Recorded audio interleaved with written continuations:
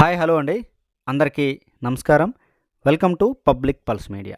ఈరోజు మనం రాజధాని అమరావతిలో నిర్మాణం జరుగుతున్నటువంటి బిట్స్ పిలాని యూనివర్సిటీ లొకేషన్లో ఉన్నామండి. ఇక్కడ జరుగుతున్నటువంటి పనులు వీటి గురించి ఈరోజైతే మనం అప్డేట్ ఇవ్వబోతున్నాం.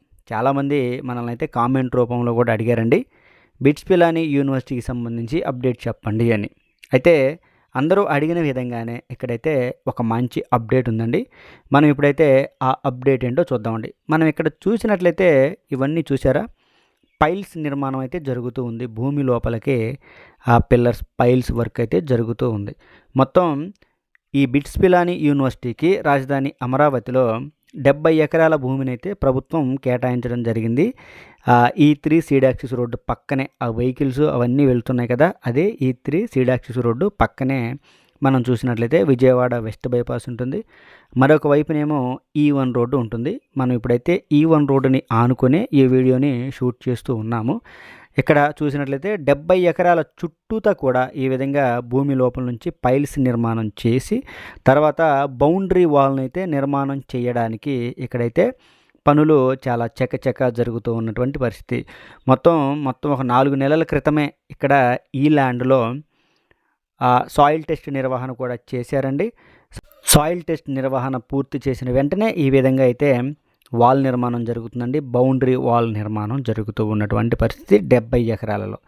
అయితే ఇక్కడ మొత్తం ఫేజ్ 1లోనేమో 1000 కోట్లతో ఇక్కడైతే కాలేజ్ భవనం, యూనివర్సిటీ భవనం అయితే నిర్మాణం చేస్తారు. తర్వాత అంచెలంచెలుగా పెంచుకుంటూ 2000 కోట్ల రూపాయలతో అయితే ఈ యూనివర్సిటీని నెలకొల్పుతున్నారు. మనం చూడొచ్చండి, E1 రోడ్డు నిర్మాణం కూడా చాలా చకచకా జరుగుతుంది. మనం చూస్తున్నాం కాబట్టి బిట్స్ పిలాని యూనివర్సిటీ అనేది E1 రోడ్డుని, కరకట్ట రోడ్డుని ఆనుకొని నిర్మాణం జరుగుతుంది కనుక E1 రోడ్డును కూడా మీకు నేను చూపిస్తూ ఉన్నాను. అదేవిధంగా ఈ హైటెన్షన్ పోల్స్ ఏవైతే నిర్మాణం జరుగుతున్నాయో కృష్ణానది పరివాహక ప్రాంతంలో కూడా జరుగుతూ ఉన్నాయి. వాటికి సంబంధించినటువంటి పనులు కూడా మనం క్లియర్గా చూడవచ్చు. అదే విజయవాడ వెస్ట్ బైపాస్.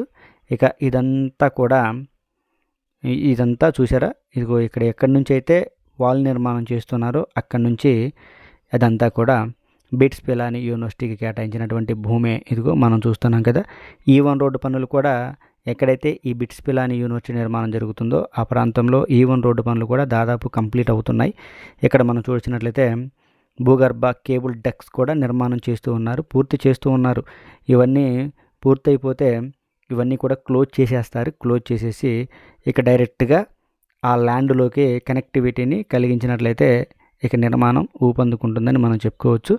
ఇక్కడ కంటైనర్ ఆఫీసులు నెలకొల్పి ఇంచుమించు 1 సంవత్సర కాలం అవుతుందండి. అప్పటి నుంచి ఇప్పటి వరకు ఇక్కడ కదలికి వచ్చినటువంటి పనులు ఏంటంటే ఫస్ట్ ఏమో ల్యాండ్స్కేపింగ్ చేశారు, తరువాత సాయిల్ టెస్ట్ నిర్వహణ చేశారు, ఇప్పుడేమో ఈ విధంగా బౌండరీ వాల్ నిర్మాణం జరుగుతూ ఉన్నటువంటి పరిస్థితి. అదేవిధంగా ఇక్కడ చూసినట్లయితే చాలా ఎక్కువగా కార్మికుల వర్కర్స్ క్యాంపులు కూడా నిర్మాణం జరుగుతున్నాయి. మనం చూస్తున్న ఈ లొకేషన్ ఇదంతా కూడా ఈ హడావుడి, ఈ కార్మికులు ఇదంతా కూడా బిట్స్ పిలాని ఆ యూనివర్సిటీకి సంబంధించినటువంటి కార్మికులే వీరందరూ కూడా. అయితే నాకు అర్థం కాని విషయం ఏంటంటే, నేను ఎవరిని అడగలేదు కానీ మిమ్మల్ని మీకు ఎవరికైనా తెలుసో లేదో అడుగుతున్నాను. ఏంటంటే ఏదైతే ఈ బౌండరీ వాల్ నిర్మాణం జరుగుతుందో అది అమర్ రాజా కంపెనీ వారైతే నిర్మాణం చేస్తున్నారు. వారు ఏదైతే ఆ జాకెట్ వేసుకున్నారో గ్రీన్ కలర్ జాకెట్, దానిపైన అమర్ రాజా అని ఉందండి.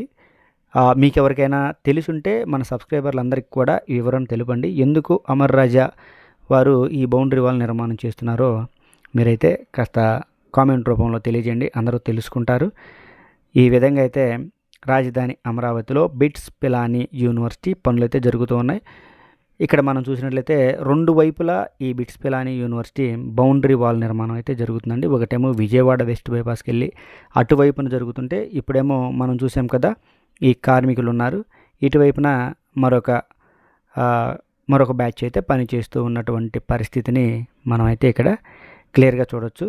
ఇక తరువాత మనల్ని ఇదే వీడియోలో అడిగారండి, ఏమంటే అటల్ బిహారీ వాజ్పేయి గారి స్టాచ్యూ ఏదైతే ఇనాగ్రేట్ జరిగిందో అక్కడ పరిస్థితులు ఏ విధంగా ఉన్నాయో మనకి చూపించండి అని కొంతమంది అయితే కామెంట్ రూపంలో తెలియజేశారండి.